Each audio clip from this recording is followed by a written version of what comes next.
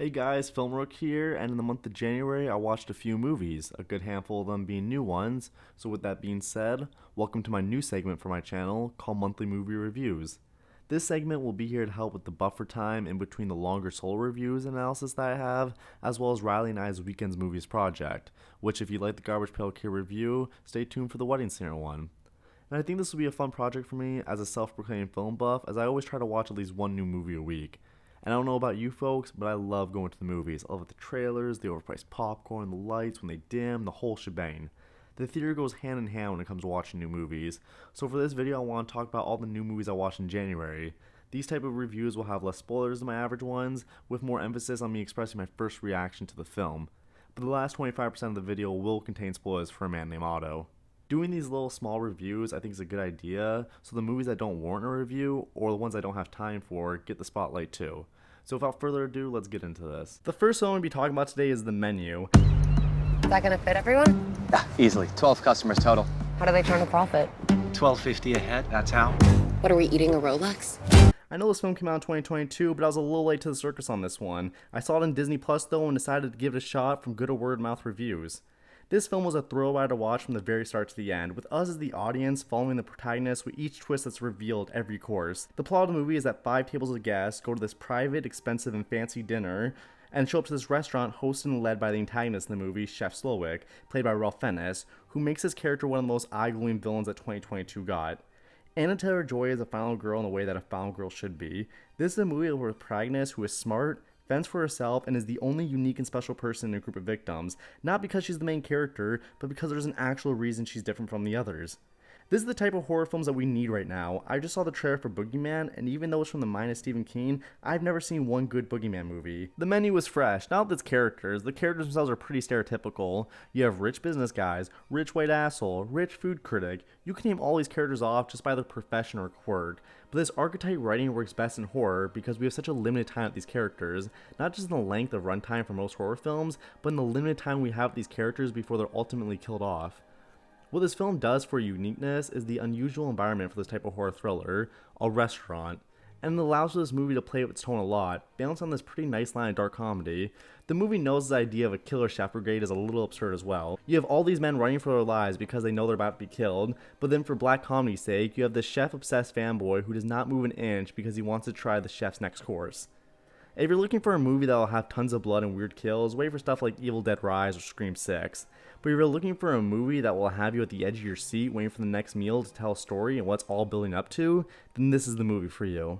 It's okay. No, we're gonna die tonight. Yes, we are. Yeah. Next, we're moving on to Avatar 2, Way of the Water. I actually wasn't even going to see this one in theaters since I've never seen Avatar 2009. My girlfriend wanted to see this movie, so I decided to at least go for the CGI spectacle.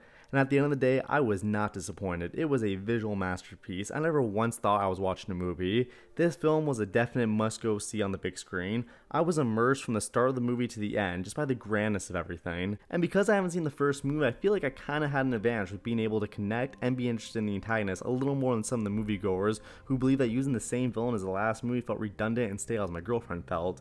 But I thought Stephen Lang did a great job. He was menacing, but not in a way that seemed boring like in the last film when he was just a government body trying to gather resources.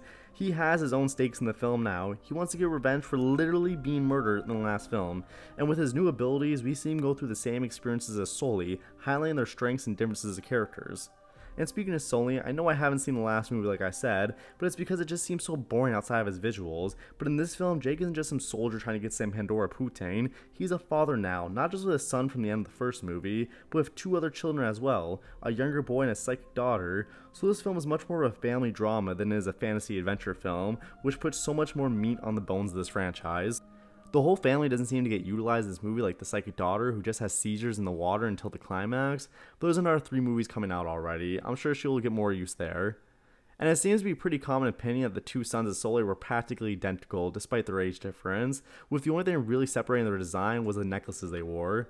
But that doesn't mean their characters are identical, one playing the role of the model son trying to appease his father, with the younger one playing the screw up and learning from his mistakes as he goes on. The fan reception to the little brother Loak, played by Brighton Dalton, was well received to the point that he'll be replacing Sully as the narrator in the upcoming Avatar 3 and 4. This movie has made so much money that I'm not sure who hasn't seen this movie yet, but if you haven't, give in. James Cameron's already won.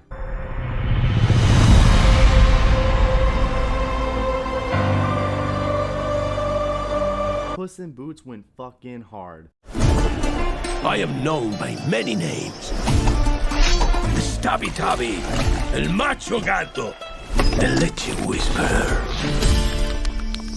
I am Puss in Boots. Just like Avatar 2, I went to this sequel never seeing the first one, but when the first one looked like a cash grab on the franchise, maybe somebody in the comments will tell me I'm wrong and deserves a chance too, the second movie looked like this epic adventure and possibly even a send-off story for a character that we've all come to know and love over a 4-movie span with TV specials and more.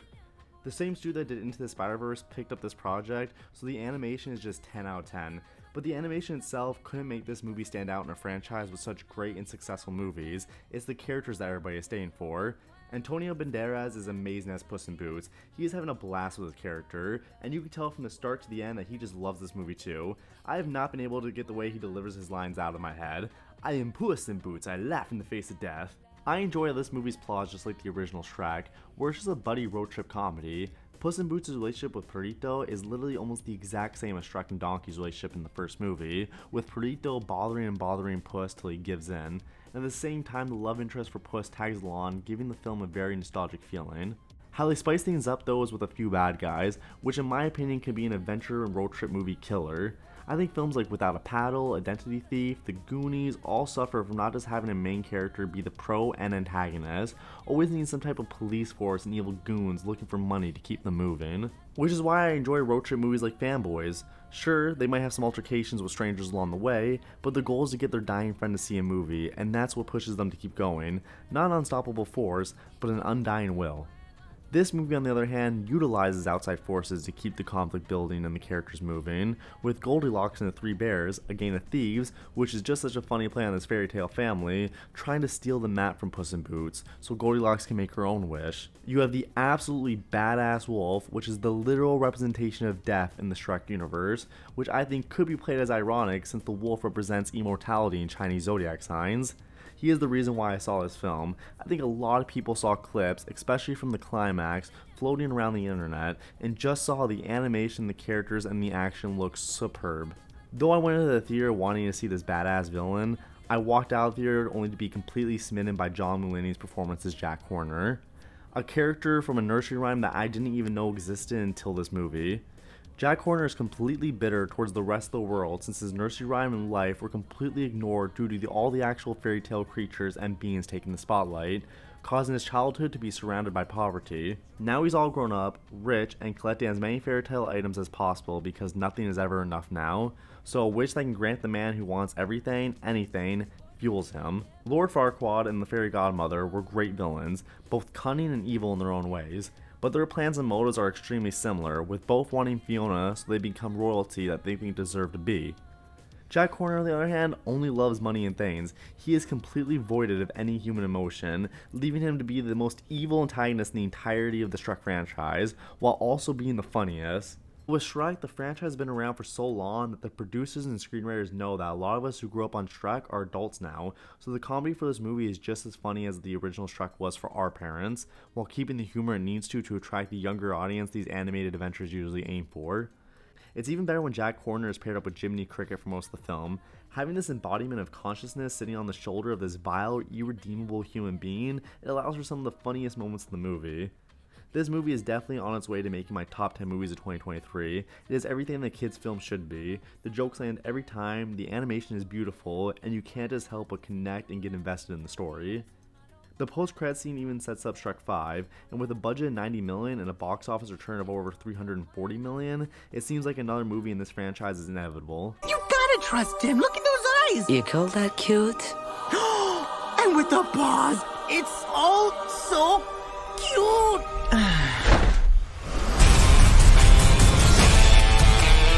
The last new movie I watched in January was A Man Named Otto, and I seem to be the only one I know, besides my girlfriend, who went to go see it with me, that has actually seen this movie. Don't you let that dog piss on my walkway. He has no idea who's doing that. Well, it was one of you. One of the reasons why I wanted to see this movie was because it looked like a toned down and more family-friendly version of Gran Torino, which is a great Clint Eastwood movie. Also due to the fact that it was more of a mid-budget film, which are not the type of projects you see in theaters a lot these days. It's really your low budget horror movies around the 5 to 10 million mark that are released because if they succeed, then the company will make a ton of money, or if they fail, the company didn't lose that much money to begin with. Or it's your huge summer blockbusters and superhero movies, which I won't lie, I mass watch that stuff too, but 90s romances and dramas are my bread and butter, so I was excited for this film when I saw the trailer. It's an adaptation of a book named A Man Named Ove, and a westernized version of a Swedish film by the same name. The film stars Tom Hanks as this grumpy old man named, you guessed it, Otto, who is this bitter man due to life just never dealing him the right cards, except for his queen, who was his wife. To him, he has lost everything. Even at the start of the movie, he is retiring from work due to the company forcefully reducing Otto's hours, and so with nothing else to live for, no wife, no kids, Otto tries to take his own life only to be interrupted by a new family, moving into the home that's across the street from him. And we immediately see that Otto might be an angry man, but he's not a malicious one, or even a bad man. The husband of the family across the street is having troubles parallel parking the moving van, and out of annoyance, Otto stops trying to hang himself and walks over to help move the car. It gives us a glimpse into how Otto feels like he needs to be taking care of somebody, as doing so literally stops him from hanging himself. But I feel like it would have been better if he was doing one of his daily walks around the neighborhood when he witnessed the struggle, only to have the wife ask Otto for help and for him to begrudgingly do so. Because my biggest problem with this film is how perfect Otto is at the start of the movie. I love how Clint Eastwood portrays his character in such a gritty way. Otto might not know much about the culture of the new Mexican family that has moved across the street, but he was more than accepting of it, and even got into some of the aspects of the culture like its food. Clint Eastwood, on the other hand, was straight up racist, who was a dick to everybody in his life, and still somehow became the hero that the neighborhood deserved. I'm not saying that every old man is racist, but his shut-off ways, alongside the fact that he never had any children or grandchildren to show him and allow him to experience the other generations, makes me less entitled to believe that this man would be as progressive as he is. Hell, he even meets a transgender kid played by Mac Beta, who delivers the papers and was a former student of his wife's, and seems less confused and more accepting of that than he was of the Mexican food he's presented with throughout the film, to the point where he lets the kid, who has only exchanged a few sentences, stay the night at his place once the boy is kicked out by his own parents for being a transgendered boy. But you think the age difference would again make the parents of Malcolm more understanding of his life choices, but no, it's Otto. I just wish Otto would have learned some values and morals throughout the movie, other than learning that family are the people you keep closest to you, and as long as you treat them good, love will be in your heart. The film has other moments that I feel tainted from being something better than it is, like a sequence in which Otto goes to a train station to jump in front of the tracks and kill himself. But before he can do that, another elderly man has a heart attack and falls onto the tracks with an incoming train approaching. And everybody just pulls out their cameras and starts videotaping, so Otto jumps into action and saves the man. But the scene could have been played for a lot more drama, but instead they go to a comedy route with one of the girls videotaping, turning the cameras and saying, "I'm an online influencer and look what's happening." It felt like that bus scene from Shang-Chi with the passenger recording and reviewing the fight. Even Kick-Ass has a better scene dealing with the same concept, with Kick-Ass actively yelling and judging the people who just stand by and watch as a man gets harmed. This scene plays a big part in the climax, but even then, the climax with Otto being a hero and saving the neighborhood feels less grand than the filmmaker is meant to make it feel, with it being over just as soon as it starts. The last thing that grinded my gears was a very big continuity error. Otto's wife, Sonia, is clearly shown to have died in 2018, if I remember correctly, because we see Otto visit his wife's grave multiple times throughout the movie. So at the start of the movie, I thought the film took place 5 years after Sonia's passing, 2018-2023, and Otto has only become more and more jaded since. But in the movie, when Otto opens up about his wife, he states that she died only 6 months ago, which is all good and dandy. My brain corrected itself and I knew the movie took place in 2018. But at the last minute, after Otto's passing at the end of the film, he is buried next to his wife, with his tombstone stating that he died in 2022, and the flowers are now conveniently covering the dates on his wife's tombstone, even though this is like the 4th time we've seen it at this point in the movie, and there's no hiding the continuity error now. It just seemed like such a big mistake and overlook on the creator's part. Now I'm not sure if I'm missing something, because if not, that continuity error single-handedly pulls me out of the film every time I think about the movie. This movie is one I was looking forward to see, and enjoyed it to some extent, but failed on what I wanted it to be. It doesn't seem like it's Oscar bait for Tom Hanks, which is one thing I was worried about going into the movie, but it doesn't pull on the heartstrings like a movie thinks it's doing. It's worth watching at least once in your life, but I don't think it warrants a trip to the movies, which is a shame because like I said, not only do I like my mid-budget dramas, but they're also good for the theaters and just entertainment landscape to begin with. Beppo! You want to see a trick? Yeah! Could I borrow a coin? What did you do? It was all the clown's fault. Thank you all for watching. I'm sure the studios were thankful I spent money to watch their stuff. Hope you guys enjoyed this video and you guys are just as excited as I am to watch some new movies in February. Stay tuned next time for the next video.